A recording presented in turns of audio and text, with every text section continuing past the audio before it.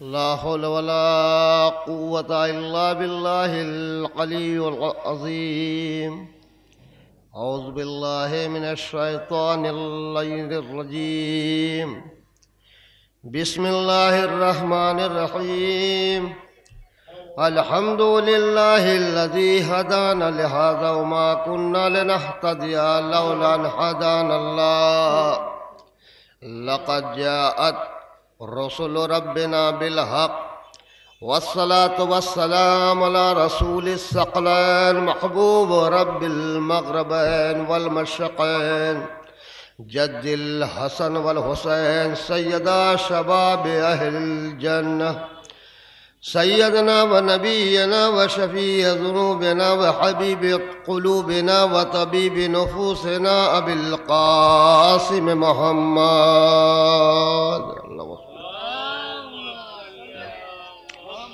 وآله الطيبين الطاهرين المعصومين المظلومين ولعنة الله على أعدائهم أجمعين الآن لا قيام يوم الدين. أما بعد فقد قال حق سبحانه تبارك وتعالى وقوله الحق بالحق. بسم الله الرحمن الرحيم. ولا تحسبن الذين قتلوا في سبيل الله أمواتا بل أحياء عند ربهم يرزقون. صلوات محمد وآل محمد.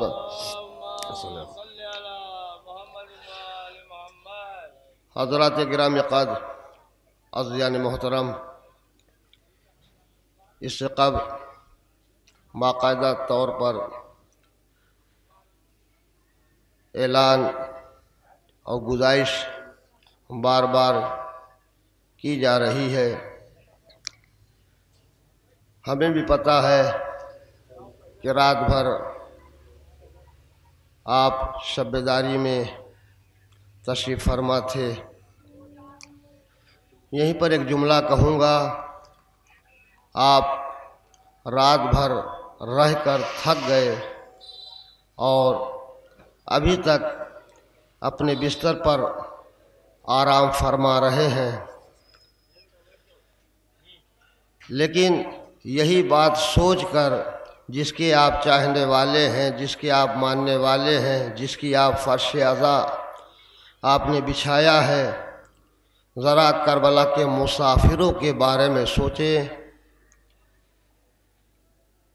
کہ کربلا سے لے کوفہ سے لے کے شام کس طریقے سے در بدر پھرایا گیا.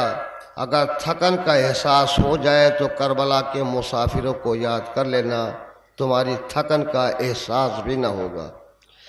بہرکیف میں زیادہ وقت نہ لیتے ہوئے صرف 2-4 جملے فضائل کے اور اپنے مصائب.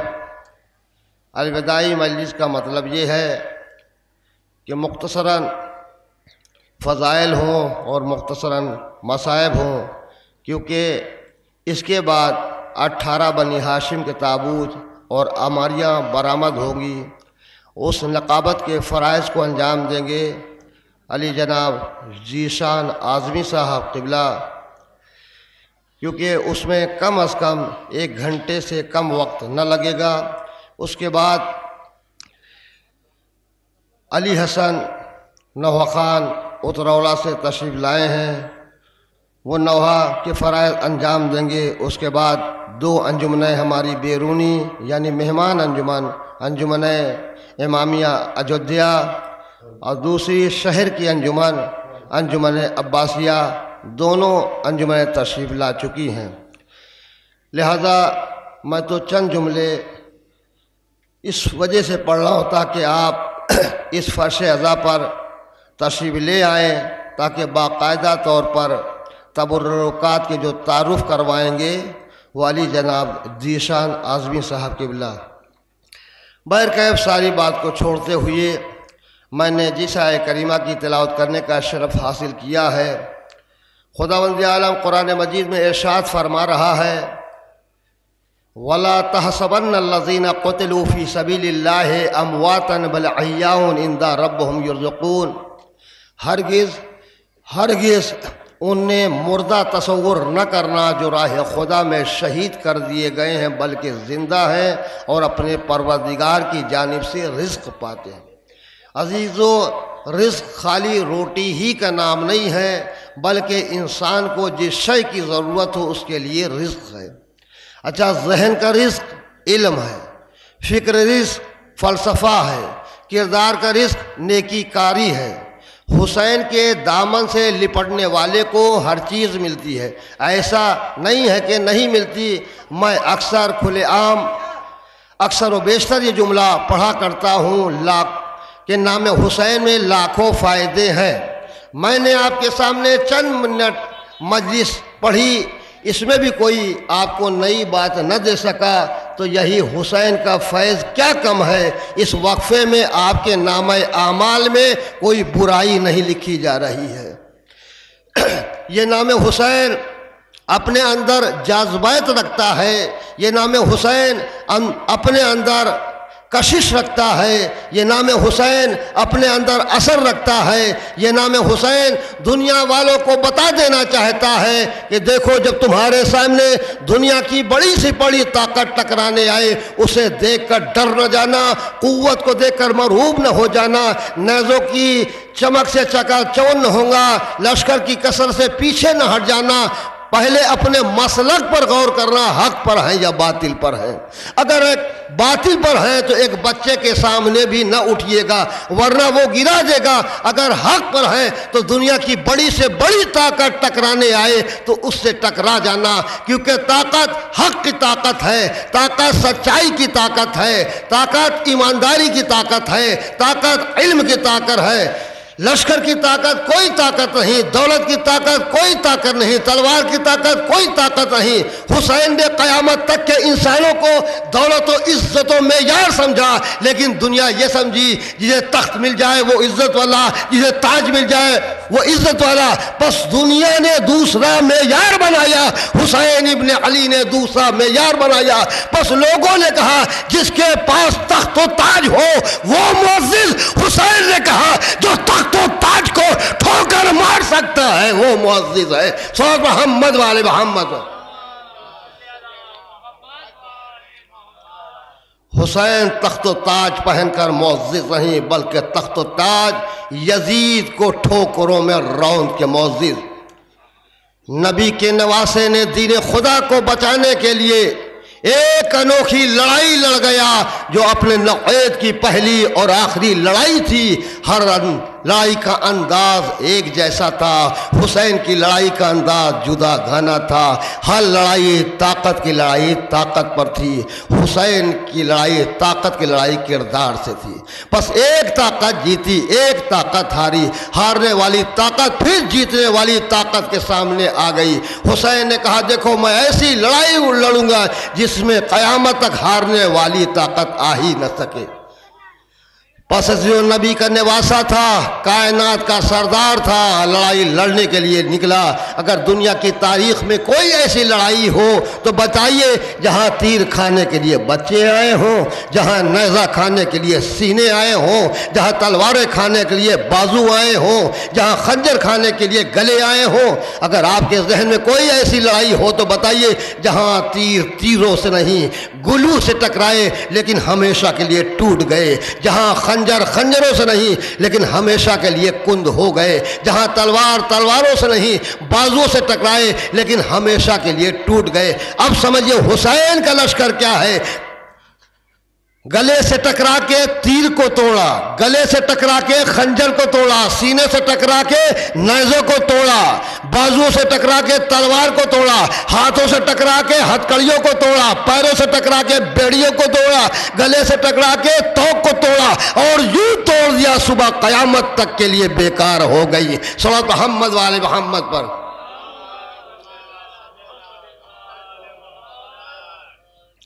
اچھا ایک سوال ہے، جلوس کس کا نکلتا ہے؟ فاتح کا نکلتا ہے یا شکست والوں کا؟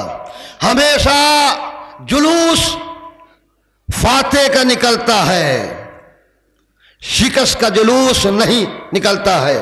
یہ حسین ابن علی کی سب سے بڑی فتح کا اعلان ہے جو آج ساری دنیا میں حسین ابن علی کا ذکر ہو رہا ہے۔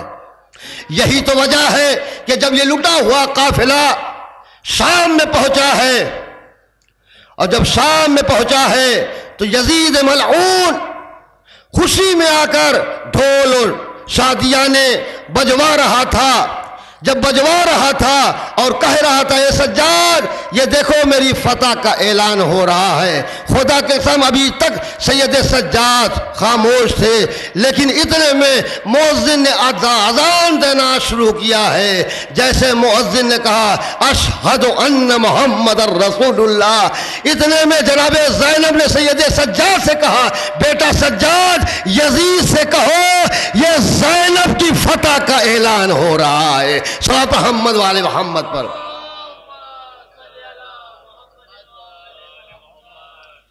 الزام لگایا جاتا ہے، کہا جاتا ہے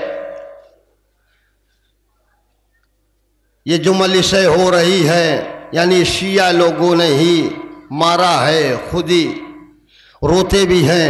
اگر یہ بات ہے تو ہمیں بتائیے کہ جب جناب یوسف کے 11 بھائیوں نے لے جا کر 40 کھوٹے درہموں میں بیچا ہے اور کنویں میں ڈالا ہے، اور جناب یوسف کے کرتے پر جس پہ جھوٹا خون لگا کر جناب یعقوب کے پاس لے کر آئے ہیں، تو جناب یعقوب نے اپنے بیٹے یوسف کا کرتا لیے ہوئے گریہ کر رہے تھے۔ جب گریہ کر رہے تھے یہی مارنے والے، یہی ظلم کرنے والے اپنے باپ سے کہہ رہے تھے بابا نہ رو، لیکن یعقوب جیسا نبی رو رہا تھا اور یہ کہہ رہا تھا یہ میرے بیٹے کی نشانی ہے۔ تو پتہ یہ چلا ظالموں کے 2 ہی کام ہوتے ہیں، پہلے ظلم کرتے ہیں پھر مظلوم کو رونے کے لیے روکتے ہیں۔ صلوات محمد والے محمد پر۔ پھر یہ کہا جاتا ہے یہ ہائے وائے کرتے ہو، زنجیر زنی کرتے ہو، یہ قرآن میں کہاں لکھا ہوا ہے؟ میں مسلمانوں سے ایک سوال کرنا چاہتا ہوں، ہمیں یہ بتائیں جوا حرام ہے قرآن میں لکھا ہوا ہے، غیبت حرام ہے قرآن میں لکھا ہوا ہے، زناکاری حرام ہے قرآن میں لکھا ہوا ہے، ساری چیزیں حرام ہے قرآن میں لکھا ہوا ہے، لیکن کوئی مسلمان مجھے ایک آیت یہ دکھا دے جس میں یہ لکھا ہو ماتم حرام ہو تو آج ہم ماتم چھوڑ دیں گے۔ کہا نہیں، ہمیں بتاؤ قرآن میں کہاں لکھا ہوا ہے۔ ارے ذرا قرآن پڑھو تو صحیح، یہی تو وجہ ہے کہ ہم قرآن کو ٹھہر ٹھہر کر پڑھتے ہیں، سمجھ سمجھ کر پڑھتے ہیں، ہم رٹ کر نہیں پڑھتے ہیں۔ یہی تک نہیں بات آگے بڑھ کہوں کہ آج تک ہمارے میں جتنے میں حافظ ہوئے ہیں کوئی اندھا نہ ملے گا، صرف تمہارے ہی قوم میں ہے جو نابینا ہے۔ صلی محمد والے محمد پر۔ کہا قرآن میں دکھاؤ کہاں لکھا ہوا ہے، ذرا قرآن پڑھو، 7واں پارہ پڑھو۔ وَإِذَا سَمِعُوا مَا أُنزِلَ إِلَى الرَّسُولِ تَرَىٰ أَعْيُنَهُمْ تَفِيضُ مِنَ الدَّمْعِ مِمَّا عَرَفُوا مِنَ الْحَقِّ، جب سنتے ہیں اتارا گیا طرف رسول کی تو حق پہچان کر رو رہے۔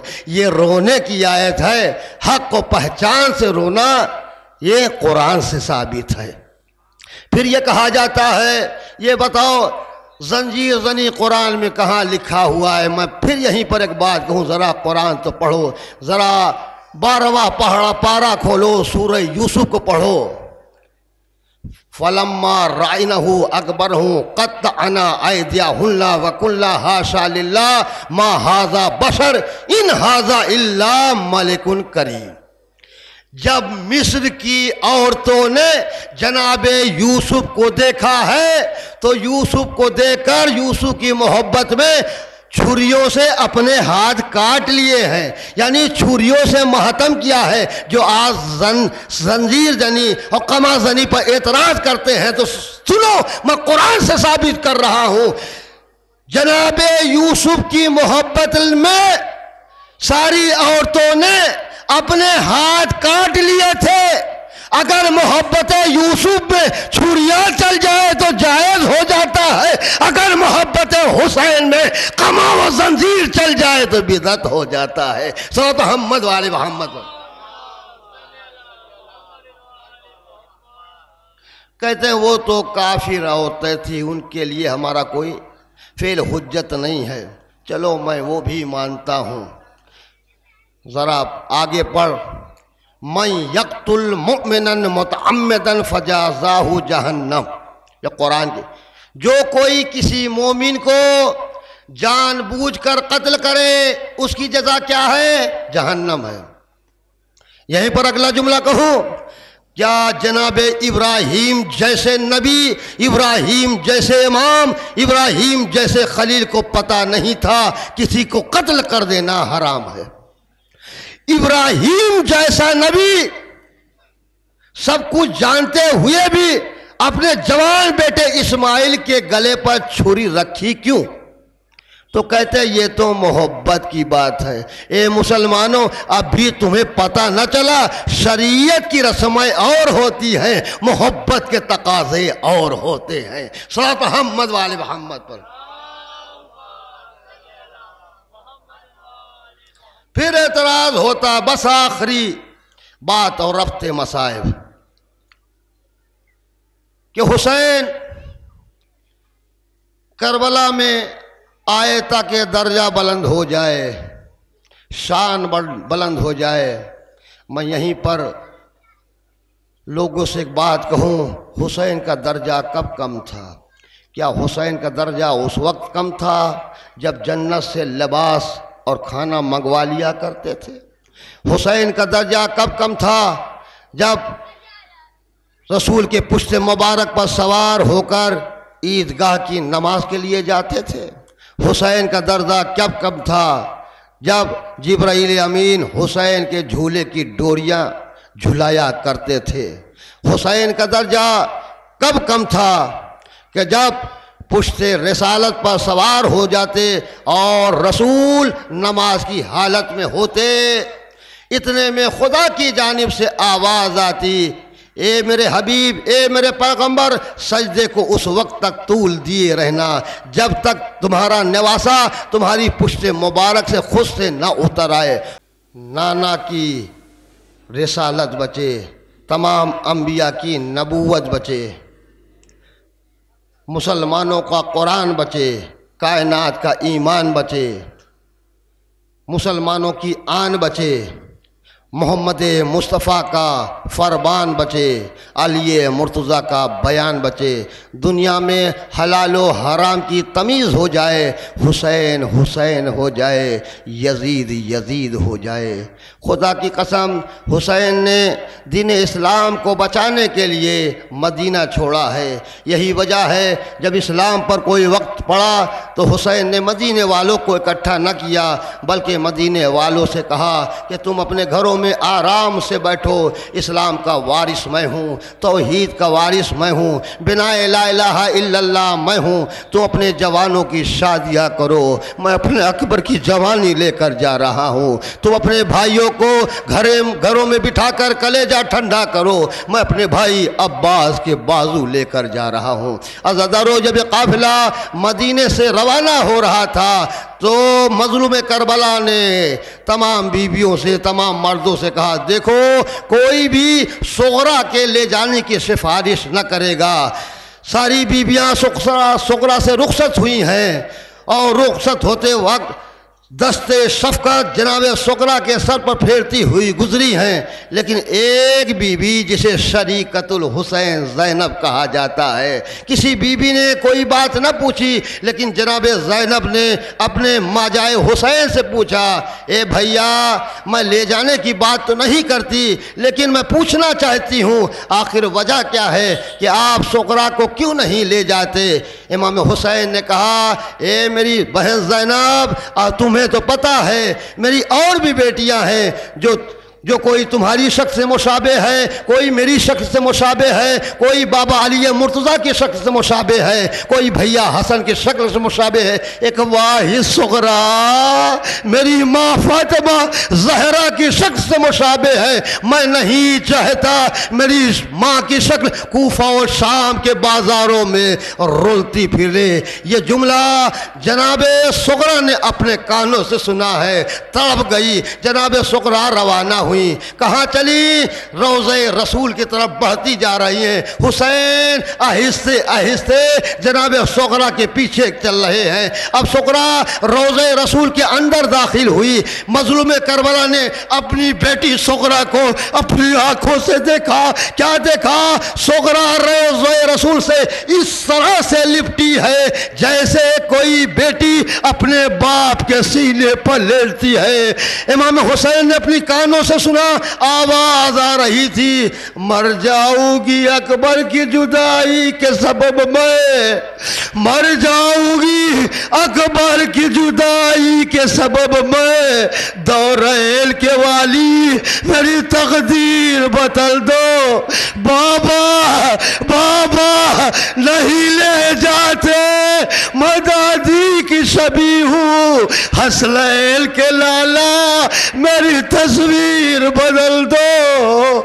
جزاکم اللہ خیر الجزا۔ خدا کوئی غم نہ دے سوائے غم سید الشہداء کے۔ یہ قافلہ 28 رجب سن 60 ہجری کو مدینے سے روانہ ہوا ہے اور مکہ پہنچا ہے۔ 8 ذی الحجہ کو مکہ چھوڑا، یہ کہہ کر اے اللہ کے گھر تیری حرمت سلامت رہے، میں جا رہا ہوں۔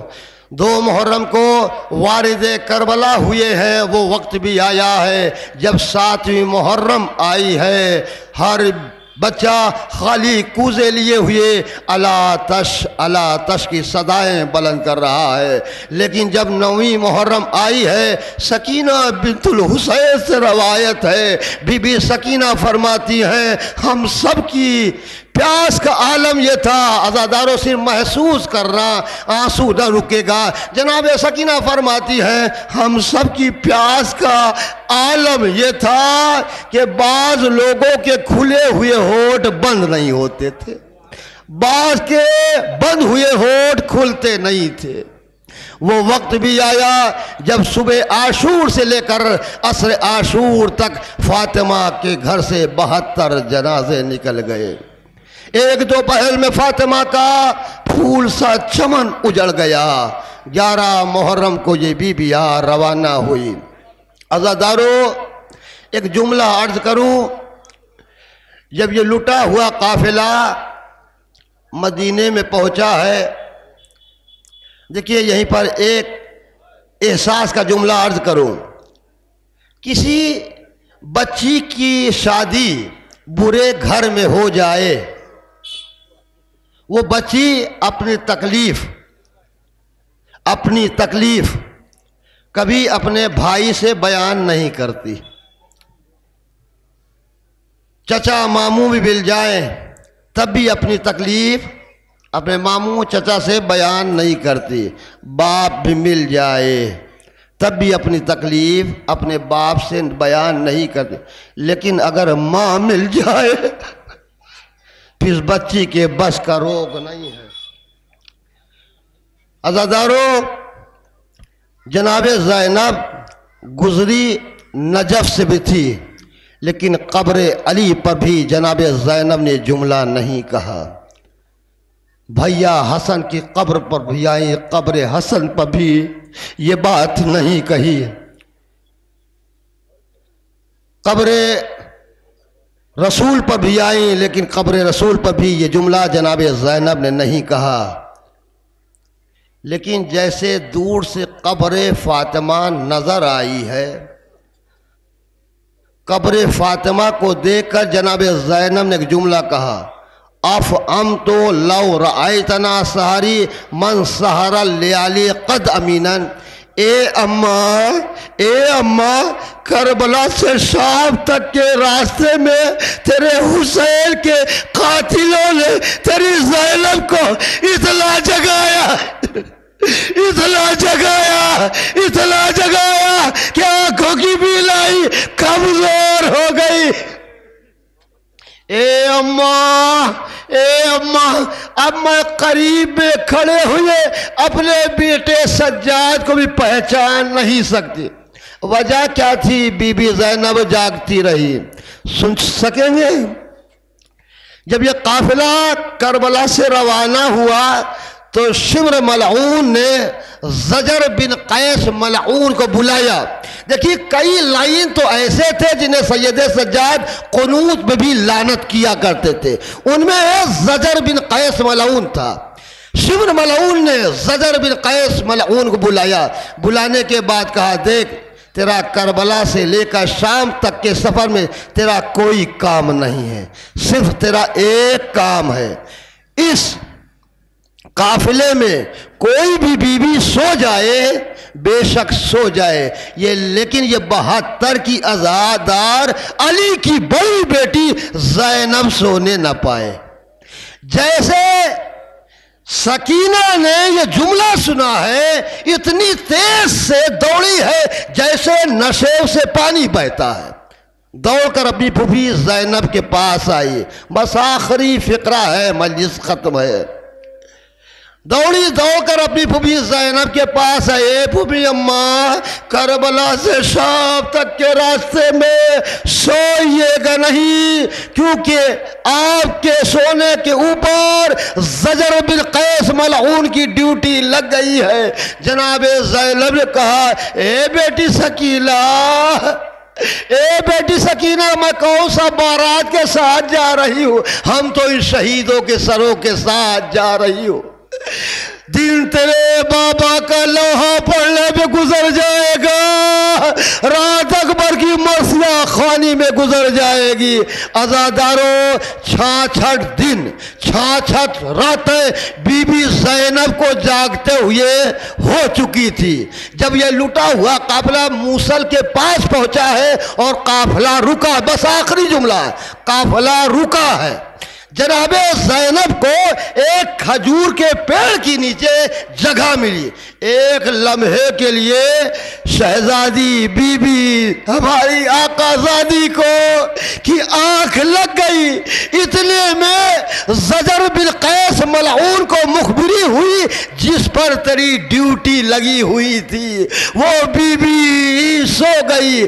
اس حرام زادے نے کوئی چیز ہاتھوں میں اٹھائی، تیز تیز قدموں سے علی کی بیٹی کی طرف دوڑا۔ ادھر دور سے جناب سکینہ نگرانی کر رہی تھی، ادھر جناب سکینہ دوڑی کہ دوڑ کر اپنی پھوپھی زینب کو جگاؤ۔ عزاداروں، یہ جملہ میں نہیں پڑھ سکتا، نہ اشارہ کر سکتا ہوں، محسوس کر رہا آپ کا کام ہے۔ عزاداروں، ادھر جناب سکینہ دوڑی، ادھر زجر بن قیس ملعون دوڑا، ہاتھوں میں کوئی چیز اٹھائے ہوئے تھا۔ جیسے بی بی زینب کے قریب پہنچا، اس کا ہاتھ فضا میں لہرایا، لیکن جب ہاتھ نیچے آیا ہے، علی کی بیٹی اس انداز میں تڑپی ہے، راسیاں ٹوٹ گئی، بندشیں ٹوٹ گئی، علی کی بیٹی تڑپ رہی ہے۔ تڑپتے تڑپتے اپنے آپ کو سنبھالنے کے بعد ہاتھوں کا پیالہ بنایا، رخسارے کے نیچے رکھا۔ جب خون سے پیالہ بھر گیا، اس خون کو لے کر کہاں چلی؟ جہاں عباس کا کٹا ہوا سر تھا، عباس کے سر کے پاس آئی، عباس کے سر کو بڑے غور سے دیکھا، دیکھنے کے بعد کہا، اے میرے بھیا، اے میرے شیر بھیا، یہ زینب کا لہو ہے جس نے تیرے زہرب مدینہ چھوڑا تھا۔ میرا دل کہتا ہے عباس کا سر تڑپا ہوگا، اے شہزادی موت سے مجبور ہو۔